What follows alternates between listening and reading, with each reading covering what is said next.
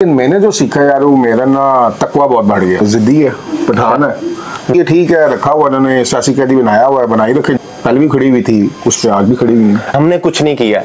एक साबिक वजीर आजम को नहीं उन्होंने, अवाम जिसको मैंडेट देती है उसको आना। अस्सलाम वालेकुम नाज़रीन, इस वक्त मैं एक ऐसी शख्सियत के साथ मौजूद हूँ जो तालीम और तदरीस से जुड़े हुए आज एक सियासी मैदान में आन खड़े हुए। हम उन्हीं से जानते हैं कि ये सफ़र कहाँ से शुरू हुआ था और आज ये किस स्टेज पर खड़े हैं। एक तालीम और तदरीस कहते हैं जो सही इल्म की तरवीज की तरफ बढ़ता है तो वो अपने कौम के नौजवानों को शौर दे देता है।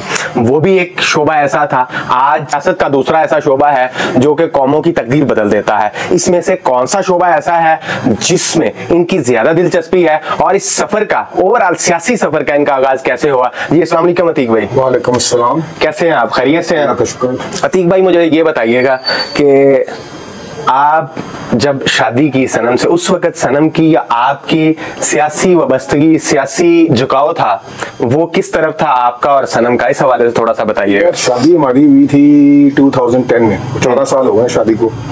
तो उसका तो जब शादी हुई थी तो उसका तो फर्स्ट डे से झुकाव पीटीआई की तरफ था। अच्छा। और मैं भी 2000 के अराउंड 9 से मेरा भी झुकाव पीटीआई की तरफ ही था। तो हम दोनों 2014 में पीटीआई की तरफ झुकाव रखते थे। 2010 में, जब 2010 में, सॉरी। तो उसके बाद फिर बाकी जो ओवरऑल था वो तो सोशल मीडिया एक्टिविस्ट के तौर पर जानी जाती थी। तो आप आज उनके साथ कंधे के साथ कंधा मिला के खड़े हैं। एक ही जमात है, एक ही विजन है, एक ही अप्रोच है। कोई भी मामला हो दोनों का स्टांस एक होता है। इसकी बड़ी वजह क्या समझते हैं आप? अच्छा यार, 2010 में जब किया तो वो भी कोई एक्टिविस्ट नहीं थी, वो भी नहीं थी और मैं भी नहीं था। सपोर्टर थे और नॉर्मल जो सपोर्टर होते हैं वही सपोर्टर थे। जलसे अटेंड करते थे। 2011 का किया, 13 का किया, 14, 15, फिर 18 में हुआ, फिर 20 में हुआ। और जितने भी जलसे हुए पाकिस्तान में वो अटेंड किए। खान साहब को वोट किया, 2013 में किया, 18 में किया। तो नॉर्मल जो सपोर्टर्स थे वैसे थे। हाँ वो अच्छा, पीटीआई के दोनों सपोर्टर थे। पीटीआई के हवाले से इस तरह की बड़ी बदगुमानी या बदजुबानी से इस्तेमाल की जाती है, वो मैं अल्फाज तो नहीं यूज करना चाह रहा, जो कि आज सनम की जबान से या सनम के जो ग्रुप है वो भी इस्तेमाल करता है। मैं समझता हूँ चीफ मिनिस्टर है, चीफ मिनिस्टर नहीं कहना चाहिए। तो इस तरह की जो इस ब्लॉग से जो आवाजें आती हैं कि पीटीआई के जलसों में फहाशी होती है, पीटीआई के जलसों में ये रंग होता है, इसके पीछे क्या रीजन है? यार वो एक जो स्पेसिफिक पार्टी की आप बात कर रहे हैं तो वो आज से थोड़ी कर रही है। वो मुझे याद है क्योंकि मैं एक्टिवली देख रहा हूँ पॉलिटिक्स को। कोई 96-7 से मैं ना एक्टिवली देख रहा हूँ पॉलिटिक्स को। 2002 में मैंने वोट भी कास्ट किया था, फर्स्ट टाइम मिल जाता था। तो मैं देख रहा हूँ और उससे पहले मैं अब ऑब्वियसली पढ़ने लिखने से ताल्लुका मेरा, तो मैं पॉलिटिक्स भी पढ़ता था, हिस्ट्री भी पढ़ता था। अच्छा, बातों से बातें बड़ी निकलती आ रही हैं। पढ़ने लिखने से आपका ताल्लुक है? पढ़ने लिखने वाला जो बंदा होता है वो मेन फोकस करता है इश्यूज पे, नॉन इश्यूज पे नहीं जाने देता। आपने कभी सनम को रोका नहीं कि चीफ मिनिस्टर ना कहा करो ऐसे?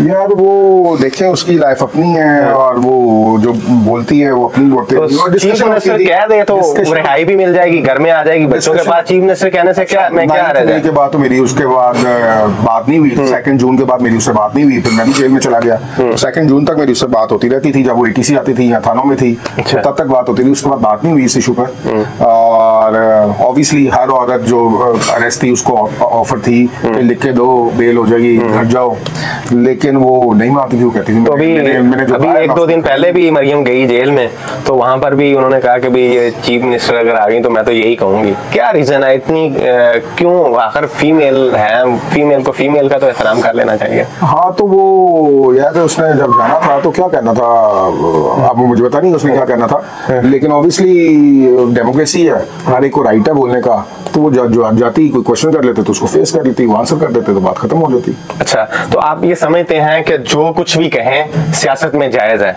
नहीं, जो कुछ कहें मतलब एक लिमिट्स में होना चाहिए। एक आप क्वेश्चन करना तो राइट है, क्वेश्चन आप करें और उसका आगे से आंसर आ जाए। अगर आपको बात अच्छी नहीं लगती तो आप ना दें, आगे चले जाए। अच्छा, ये सारे सफर में ओवरऑल मैं ये भी जानना चाह रहा हूँ, सनम इस वक्त भी जेल में है, आपने भी जेल का सफर तय किया।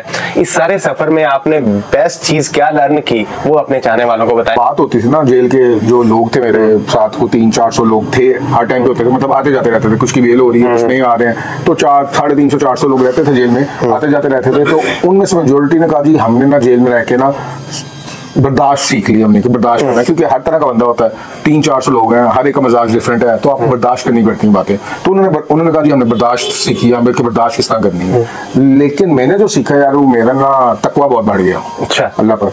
पहले मैं भी एक ऑर्डिनरी इंसान था, सोचता था कि यार कमा रहे हैं तो थोड़ी सेविंग्स कर लें, बच्चों के लिए कुछ इकट्ठा कर लें, अब कल मर गए तो बच्चों का क्या होगा, मतलब जो आम इंसान सोचता, मैं भी वैसे सोचता था। लेकिन अब मैं 7 माह रहा हूँ जेल में, 7.5 माह जेल में रहा हूँ, बेगम भी जेल में थी, तो बच्चे ना बाप था बस ना माँ थी, लेकिन बच्चे पाल ही रहे थे।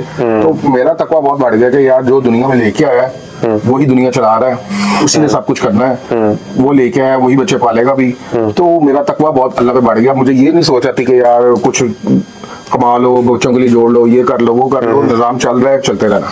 निजाम चलता है और चलते रहना है। मुझे ये भी बताइए कि आज सनम को अगर दोबारा से ऑफर हो कि अपने बच्चों के पास चली जाओ, क्योंकि पाकिस्तान के सियासी हालात का तो कुछ इस वक्त पता नहीं है, तो क्या आप नहीं समझते कि सनम को ये ऑफर कबूल कर लेनी चाहिए? यार उसके पास तो ऑफर 15 मई को भी थी, उसके बाद भी ऑफर, चलो वो नहीं कबूल कर सकी ना, आप कर लें।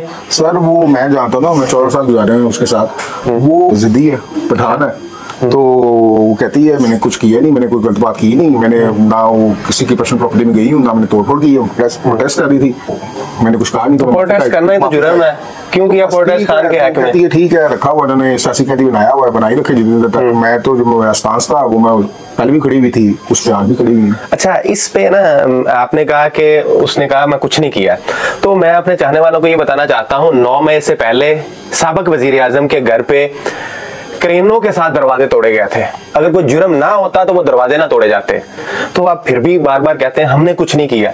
एक साबिक वजीर आजम को नहीं उन्होंने बख्शा, मैं और आप तो फिर दूर की कहानी है। कोई नहीं, सिस्टम से हो जाती हैं, सिस्टम में खराबियां होती हैं, तो वो जो खान साहब का घर। अच्छा, as a teacher, as a उस्ताद, सिस्टम की खराबियों का तदारक बेस्ट सोल्यूशन क्या है आपके पास एज ए उस्ताद होते हुए? यार सोल्यूशन बेसिकली ना अवाम के पास है, बेसिकली आपको अवाम के पास जाना पड़ता है। अवाम का जो मैंडेट है, मैं तो नहीं मानता इस बात को। अवाम के पास होता तो मुजीबुर रहमान जब इलेक्शन जीता था तो इधर तुम उधर हम के बातें ना होती और हम ये ना करते।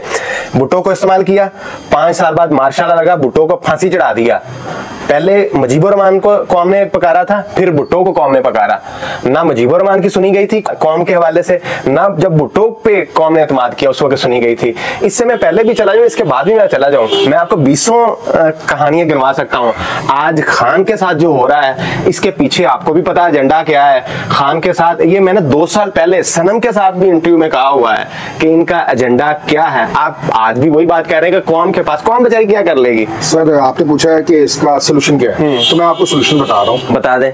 मुजीबुर रहमान के साथ क्या हुआ, भुट्टो साहब के साथ क्या हुआ, खान साहब के साथ क्या हो रहा है, या बीबी के साथ क्या हुआ, या यमन के नवाज शरीफ की जब गवर्नमेंट डिसमेंटल की गई, सबके साथ क्या हुआ, वो सारा कुछ गलत हुआ ना। आप मुझे पूछ रहे हैं कि इसको रेक्टिफाई किस तरह किया, इसका सोल्यूशन क्या है? तो सोल्यूशन यही है कि अवाम जिसको मैंडेट देती है उसको आना चाहिए, वो चलाए। तो वो सिस्टम तो नहीं आने दे रहा है, तो सर कोई बात नहीं, कितनी देर और सिस्टम ही को तो हमने देखना है। इवेंचुअली देखे ना, जो मुल्क तरक्की कर गए हैं उन्होंने सीखा 200-300 साल बाद वो जाके इस चीज पे आया कि यार डेमोक्रेसी होनी चाहिए।